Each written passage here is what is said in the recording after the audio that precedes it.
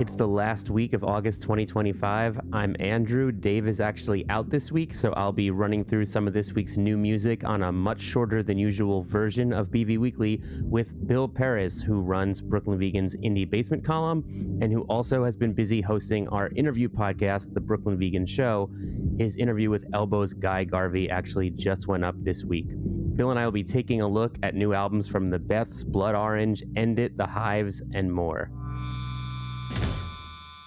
Hey, Bill, thanks for filling in for Dave on this pre-Labor Day weekend episode of BV Weekly. I'm a big fan of the show. I've listened almost to every episode, and it's exciting to be here. So you saw IDLES last night, right? I did. They are in town to help promote the soundtrack to Ben Caught Stealing, which is the new Darren Aronofsky movie that comes out this week. They did the soundtrack for it.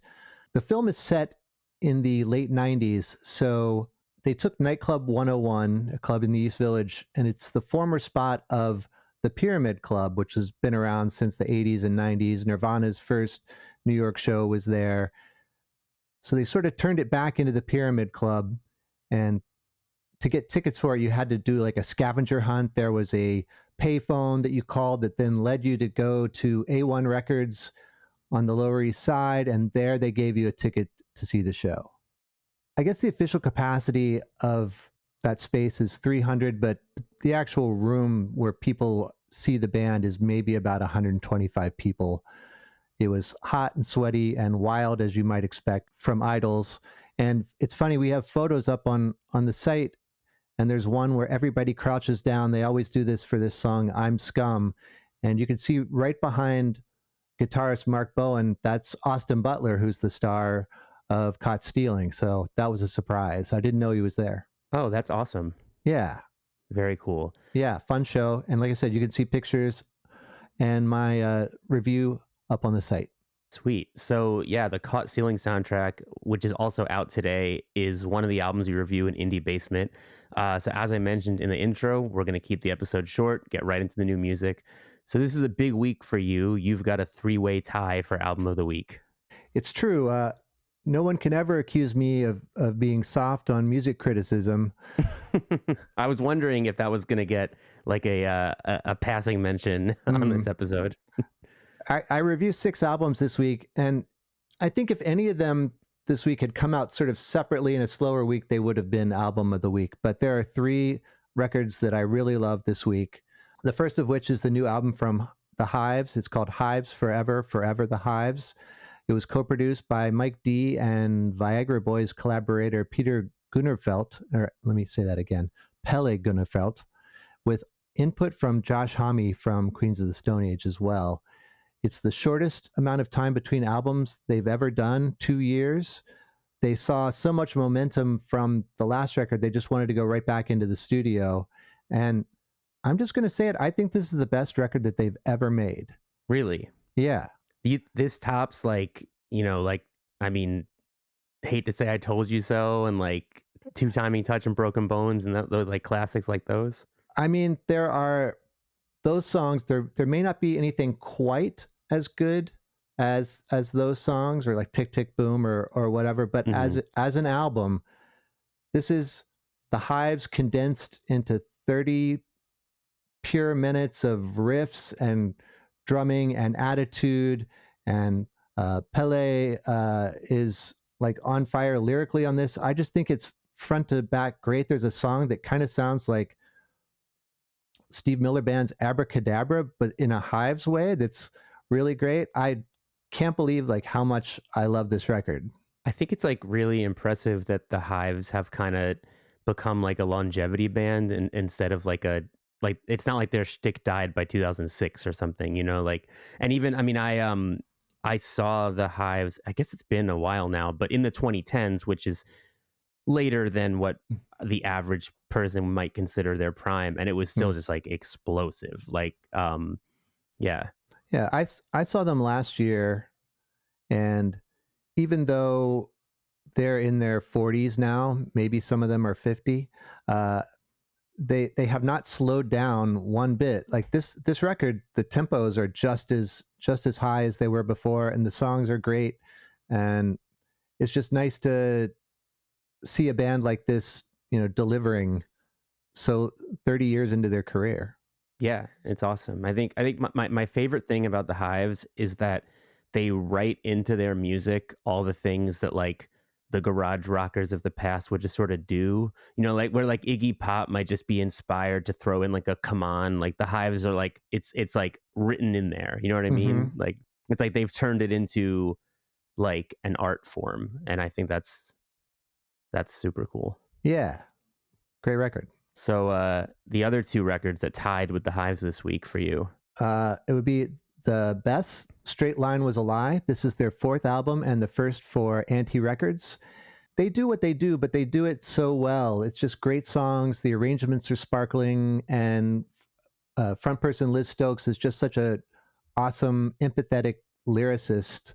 They just craft those songs so well. It's kind of undeniable. You know, they haven't changed their formula, but there are some new sounds on the record. There's a couple sort of nods to the 80s, including some guitar parts that sound like it could have been Robert Fripp on one of Bowie's Berlin albums.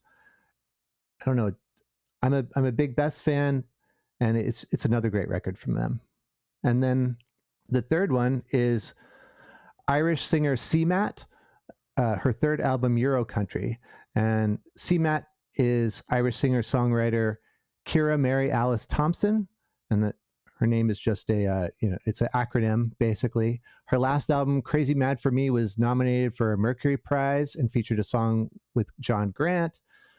As the title implies, it's kind of country, but in like a European pop kind of way. I don't know quite how to describe what she does. It sounds a little bit like the Waterboys, but with a more modern sheen. And she writes these really great, relatable, funny lyrics, often with self-deprecating humor.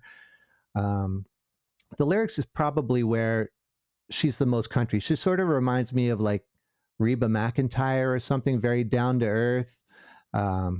Is not afraid to put somebody in their place, including herself. She describes her sound as Dolly Parton meets Weird Al Yankovic mixed with Katy Perry. I'm not sure if I completely agree with that, but I get it. She has an amazing voice, super acrobatic, and the harmony vocals are incredible. If you just want to dive into one song to see if you like it or not, take a sexy picture of me is pretty undeniable. Awesome. So outside of IDLES, what rounds out Indie Basement this week? Oh yeah, well, as we said, IDLES, the Caught Stealing soundtrack. I'll just say, most of it is like score music. This guy Rob Simonson wrote the score, and IDLES were the orchestra. Basically, it still sounds like IDLES. It's moody and post-punky.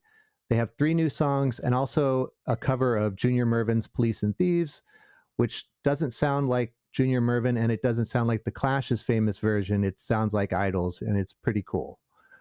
Otherwise, there's the new album from Modern Nature, The Heat Warps, and Modern Nature is the current band from Jack Cooper, who used to be in Ultimate Painting. Their previous records were more experimental and almost were like spiritual jazz as much as they were folk. This one, he's going much more into classic songwriter style, and fans of Ultimate Painting will probably like this one.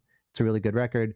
And then the last one is Animal Hospital by Chicago post-punk band Ganser. It's their first album in 5 years. Their last album was produced by Verity Sussman of Electrolane, and this one's produced by Angus Andrew of Liars. They're kind of like another Chicago post-punk band, Fax. It's dark. Sometimes it's loud. Sometimes it's more moody and groovy. The arrangements are amazing, textural, atmospheric. It's a cool headphone album, but it's one you can rock out to as well. Now, as far as other new stuff this week in notable releases, which is the column that I review records in, unfortunately, the album I'm most excited for, I've not been able to hear yet. We're recording this on Thursday afternoon, and I'm hoping to hear it before I will have a review up tomorrow. I will find a way, but it is the new record from Erykah Badu and The Alchemist, which is called Abby and Alan. And it's Erykah Badu's first project in a decade, first proper album in even longer than that. Because her last release was "But You Can't Use My Phone," which is technically a mixtape. And then The Alchemist, on the other hand, has been producing records for other artists like an insane amount. And I'm super excited to hear. I've heard the singles, which are amazing. I mean, The Alchemist is just like one of the leaders of the current sort of boom bap resurgence. And obviously Erykah Badu, being like a neo soul singer, has kind of crossed paths with the type of hip hop that Alchemist kind of like helps keep alive throughout her career at various points. And so I'm really excited to hear what the two of them do together. I'm sure it'll be great, but I can't say more about it for now. Do you think that the reason why you can't hear it yet is maybe they're still working on it? I genuinely was wondering, like, when I saw, because they're like debuting it on tour, and then it like comes out this Friday, and they like kind of made a thing about how like if you want to hear it first, go to the tour, and I was just kind of felt like, are we sure it's gonna come out though? Like, but yeah, I think that's a chance, but I don't know, not to get too like insidery, but I think it is done. I think I just have not been able yet to hear my copy of it. Yeah, she's another one that's famous for not maybe starting shows on time, so I was just thinking the same way. Maybe they're still messing with the mix or adding a chorus or something like that. I wouldn't be surprised. I mean, especially like it seems in general in hip hop that you see that more too. Like it was like literally, I think it was SZA who said recently that like I was either the most recent one or the one before it, where she was like, sorry, it was the most recent one. She was like, sorry, it was going to come out, but I just had like a couple more tweaks and it came out like a few hours later. I'm like, that's nuts. Like you were tweaking it within hours of its release, because like obviously we're very used to seeing artists. It's in the can for like months or a year. Yeah. But in any case, an album I have heard this week that I was also excited for is the new Blood Orange, Essex Honey. And it's his first project. His last record was technically a mixtape, his first project in 6 years, and his major label debut, which is just kind of funny because it's like half of me is surprised he wasn't already on a major. And then half of me is like, almost like, why now? But in any case, it has really big name guests that perhaps his budget helped him get, like, although he's always had big guests on albums, but he has Caroline Polachek and Lorde and Brendan Yates from Turnstile, Daniel Caesar, and a handful of other vocalists who are all well known and well regarded in their own right. And although it is such a star-studded track list, it doesn't really play out like an album with guests. It's very, very like ethereal, hazy, vibey, and like it seemed like the first time I listened to the song with Caroline Polachek, I had to listen again to pick her voice out. Right. Like it's very like everyone just kind of in this mix. The Brendan Yates song, I mean, as listeners of this podcast know, I'm a huge Turnstile fan. When I first heard it, I sort of forgot he was on the record, and I was like, this Blood Orange song sounds like Turnstile kind of. And then of course I look at the track list and it is Turnstile.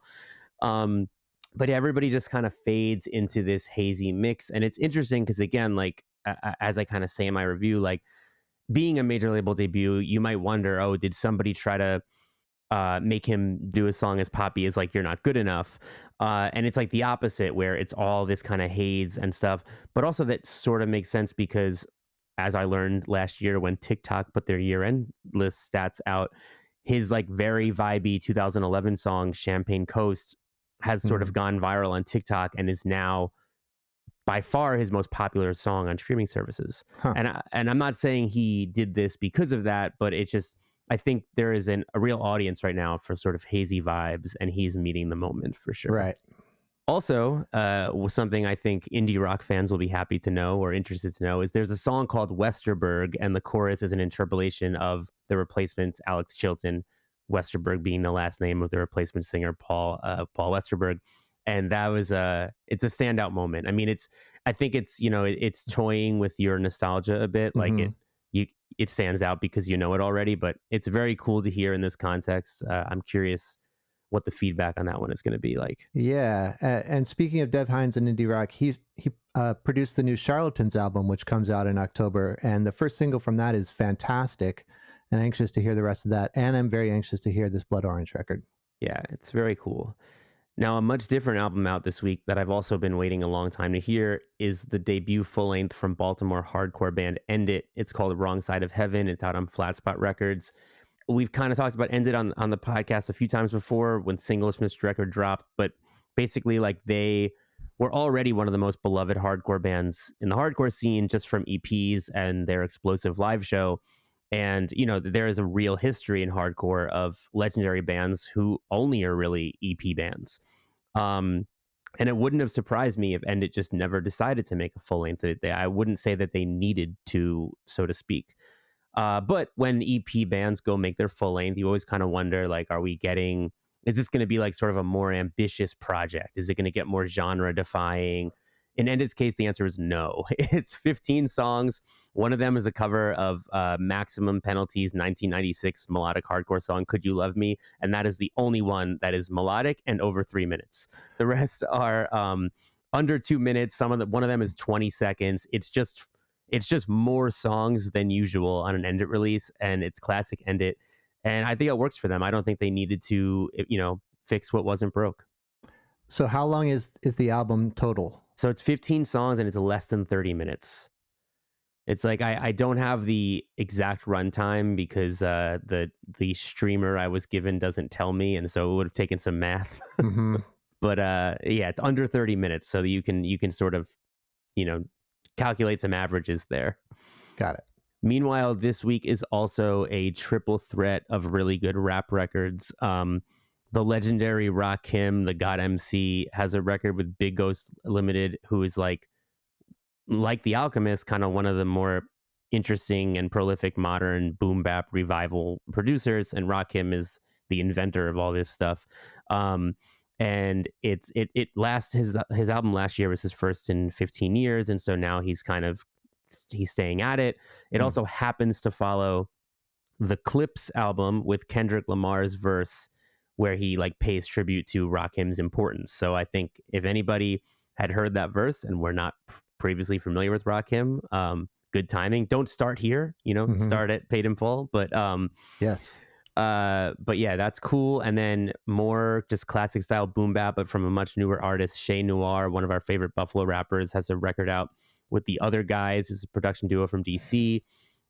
Shrapnel has just completed their 2025 album trilogy. Each one is with a different producer from a different region that they met on tour, and this one is with Obliv from Virginia. Meanwhile, I didn't review it, but just on this note, West Side Gun just dropped a new album like 20 minutes before we started recording, which is very like him to randomly do that. So anyway, to wrap things up, I cover the new Margot Price record, Hard-Headed Woman, which is sort of a return to her more like traditional country following a couple more genre-defying records. Maybe a good double feature with the CMAT album. I was just about to say.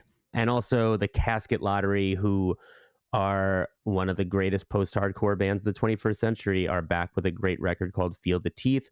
And another one I haven't heard, but is certainly a notable release of the week, is Sabrina Carpenter's Man's Best Friend.